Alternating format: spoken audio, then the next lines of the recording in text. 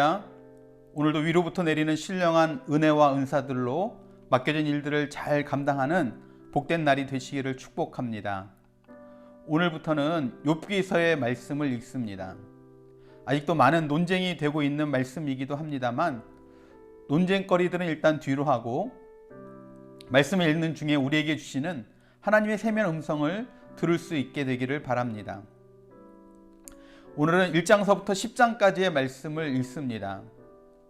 욥의 시련의 이야기로 시작을 해서 4장서부터 7장까지는 친구 엘리바스와의 1차 논쟁의 이야기가 나옵니다. 그리고 8장서부터 마지막 10장까지는 이제 빌닷과의 1차 논쟁의 이야기가 또 기록되어져 있습니다. 그 중에서 오늘 우리가 함께 은혜 나누기 원하는 말씀은 1장과 2장에 나와 있는 욥의 모습을 통해서 우리가 함께 은혜를 나누도록 하겠습니다. 욥기서를 읽을 때마다 많은 도전을 주는 욥의 모습에 놀라게 됩니다. 성경은 욥을 이렇게 설명합니다. 1장 1절에 온전하고 정직하여 하나님을 경외하며 악에서 떠난 자더라 라고 이야기하죠.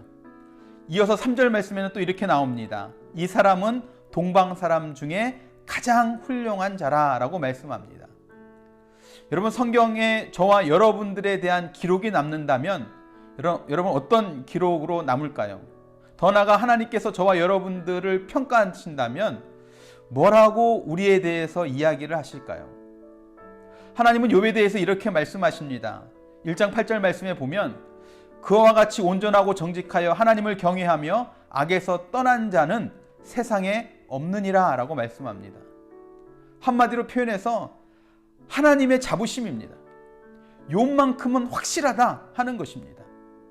우리가 사람들에게 인정받고 칭찬받는 것도 기쁩니다. 그런데 하나님께서 이런 평가해 주신다면, 하나님에게 이런 평가를 듣는다면 여러분 얼마나 좋겠습니까? 그런데 이런 하나님의 평가에 의문을 제기하는 존재가 있습니다. 9절에 보면 사탄이 하나님께 이렇게 이야기합니다. 욥이 어찌 까닭 없이 하나님을 경외하리까 말합니다. 사탄이 세상 물정을 모르는 앞뒤가 꽉 막힌 답답한 존재일까요? 사람의 모든 삶의 약점을 또 본성들을 누구보다 잘 아는 존재입니다. 사탄이 9절과 같은 까닭 없이 하나님을 경외할까요? 라고 이야기할 수 있었던 이유는 대부분의 사람들이 그렇기 때문은 아닌가 하는 생각들을 해봅니다. 그런 의미에서 우리는 우리의 신앙을 다시 한번 철저하게 점검해 봐야 합니다. 내가 하나님 앞에 나오는 이유, 하나님을 섬기는 이유, 하나님을 의지하는 이유, 하나님을 경배하는 이유, 하나님께 예배하는 이유가 과연 무엇인가 하는 것이죠. 까닭 없이 하나님을 경외하리까?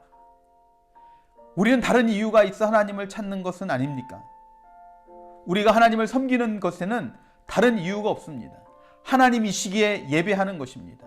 그분이 하나님이시기에 섬기는 겁니다. 그분이 하나님이시기에 우리가 그분께 경배하는 것입니다.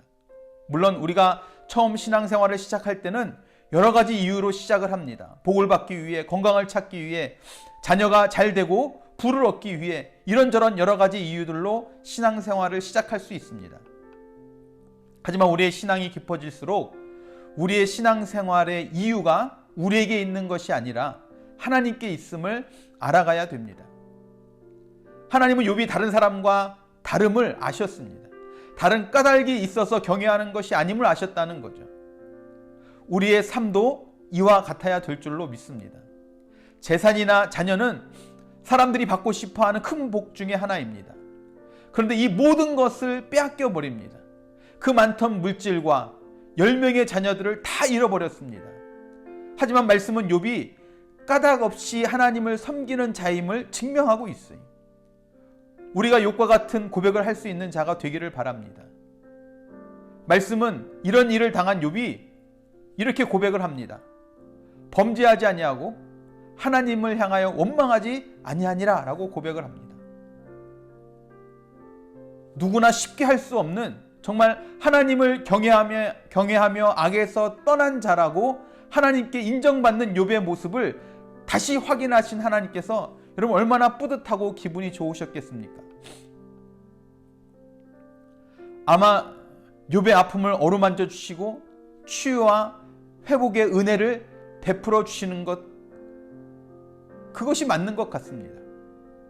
하지만 2장의 말씀을 보면 그런 그의 기대와는 다르게 또 다시 한번 시련이 닥치는 모습을 보게 됩니다.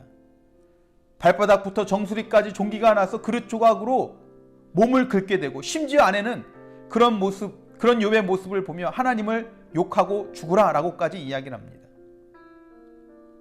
어떤 상황 속에서도 하나님을 경외하며 죄에서 악에서 떠난 삶을 살았던 욥이었습니다. 2장 3절의 말씀처럼 하나님도 그걸 잘 알고 계셨어요. 나를 충동하여 까닭 없이 그를 치게 하였어도 그가 여전히 자기의 온전함을 굳게 지켰다라고 하나님 말씀합니다.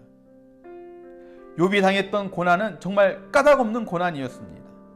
그런 욥이 고백합니다. 10절 말씀에 우리가 하나님께 복을 받았은즉 화도 받지 아니하겠느냐. 정말 성인 군자도 이런 고백하기가 쉽지 않을 것입니다.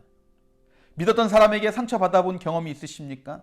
인간적으로 보면 지금 욥은 믿었던 하나님께 상처받은 것으로 보입니다. 그래서 욥의 아내마저도 하나님을 욕하고 죽으라라고 이야기했던 것이죠. 근데 욥은 그런 아내의 말에 대해서 10절 말씀에 이렇게 이야기합니다. 어리석은 여자의 말이라 이야기해요. 정말 여러분, 누가 어리석은 것일까요? 아마 세상 사람들은 욥을 어리석다 이야기할 겁니다. 이 광신자다 그렇게 이야기할 겁니다.